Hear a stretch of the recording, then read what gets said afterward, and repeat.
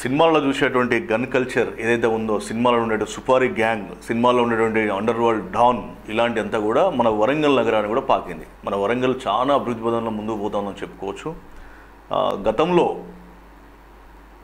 ఎన్నో వాటికి వేదికగా మారినటువంటి, అద్భుతాలకు వేదికగా మారినటువంటి Orugallu repeat. Gun culture Warangal కూడా పాకింది. తెలంగాణ రాష్ట్ర రెండవ రాజధానిగా చెప్పుకోబడుతున్నటువంటి ఓరుగల్లు నగరానికి గన్ కల్చర్ పాకింది. నిన్న డాన్ సురేందర్ ఆలియాస్ 2-3 పేర్లు ఉన్నాయి ఇంకా.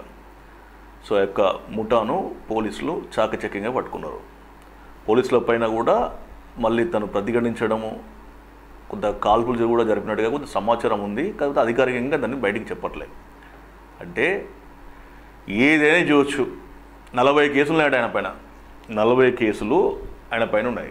40 కేసులతో ఉన్నటువంటి ఆయనను హైదరాబాదు ఎవరైతే ఇప్పుడు ఉన్నాడో ఆ డాను హైదరాబాద్ నుంచి బహిష్కరిస్తే మళ్ళీ వరంగల్ హనంకొండ సంబంధించిన భీమారాన్ని అడ్డగా చేసుకొని, ఒక డాగ్ ఫామ్ను అడ్డగా చేసుకొని తన రాజ్యాన్ని విస్తరింపించుకుంటాడు ఆయన.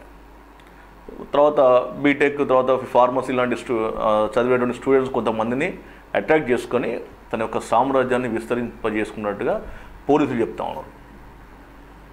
పోలీసులు సంబంధించినటువంటి కొంత సమాచారం ఉంది. అంటే ఈజీ మనీ, రాత్రే బిల్డింగ్లు కట్టాలి, ఎలాగైనా డబ్బు సంపాదించాలి అనే ఆలోచనతో ఉన్నవాడి కొందరు ఇలాంటి ఘటనలకు పాల్పడుతున్నారు. ఓ లారీ డ్రైవర్ని బెదిరించి ఆయన దగ్గర ఉన్నటువంటి డబ్బు మొత్తం గుంజుకుంటే ఆయన పోయి పోలీస్ స్టేషన్లో ఫిర్యాదు చేశాడు. అసలు విషయం ఏందని మొత్తం తీగలాగితే డొంకంద కలిగినట్టుగా ఇప్పుడు ఈ యొక్క ఎవరైతే ఉన్నారో సురేందర్ పోలీసులు అదుపులో తీసుకుని విచారిస్తాం ఇంకేమేం చేసిండి ఏందనేది. తర్వాత భూపాలపల్లిలో కూడా ఒక సంబంధించిన సుపారీ తీసుకున్నట్టుగా కూడా కొంత సమాచారం ఉంది. ఒక హత్య కూడా చేయడానికి ఉంటే రెక్కి కూడా చేసినాడు. అక్కడికి పోతే ఎవరైతే వీళ్ళు చంపాలనుకున్న వ్యక్తి అక్కడ లేకపోతే వీళ్ళు మళ్ళీ వచ్చేసాడు అక్కడి నుంచి. సో ఇది కూడా బయటకు వచ్చింది. అంటే ఇలాంటి ఇంకా ఎన్ని ఉన్నాయనే కోణంలో పోలీసులు అయితే విచారణ చేస్తూ ఉన్నారు. విచారణ చేపట్టిళ్ళు ఇంకా నిజాలు కూడా తెలుస్తాయి. కానీ వరంగల్ అన్ని అద్భుతాలకు కేంద్ర బిందువుగా ఉన్నటువంటి ఓరుగల్లోకి ఇప్పుడు గన్ కల్చర్ కూడా వచ్చింది. గతంలో కూడా ఉన్నది. ఇక ముఖ్యంగా పోలీసులు దృష్టి పెట్టాలనుకుంటే ఆ రౌడీ షీటర్ల పైన కొంచెం దృష్టి పెడితే బాగుంటుంది. ఎందుకంటే ఓరుగల్ నగరంలో రౌడీ షీటర్లు కూడా చాలామంది ఉన్నారు. దీంట్లో అంటే అన్నీ వదిలేసుకుని ఒక బాధ్యతగా బతికే వాళ్ళు ఉన్నారు. ఇంకా కూడా చిన్న చిన్న సెటిల్మెంట్లు, నేరాలు చేసుకుంటూ వృత్తినే కొనసాగిస్తూ ముందు వాళ్ళు ఉన్నారు. అయితే బాధ్యతగా బతికే వాళ్ళతోటి ప్రమాదం ఏం లేదు సమాజానికి.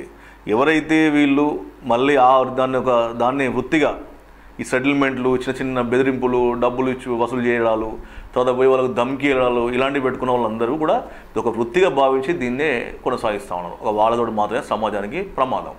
సో దాంట్లో కూడా మళ్ళీ 2 రకాలుగా చెప్పుకోవచ్చు మనం. ఒకటేమో అత్యంత ప్రమాదకరమైన వ్యక్తులు, మరొకరు ప్రమాదకారకులు కానప్పటికి కూడా కొంత ప్రభావితం చేసేవాళ్ళు. కాబట్టి పోలీసులు ఖచ్చితంగా కూడా ఆ రౌడీ షీటర్ల పైన దృష్టి పెడితే బాగుంటుందని ప్రజలు, తర్వాత పలువురు కూడా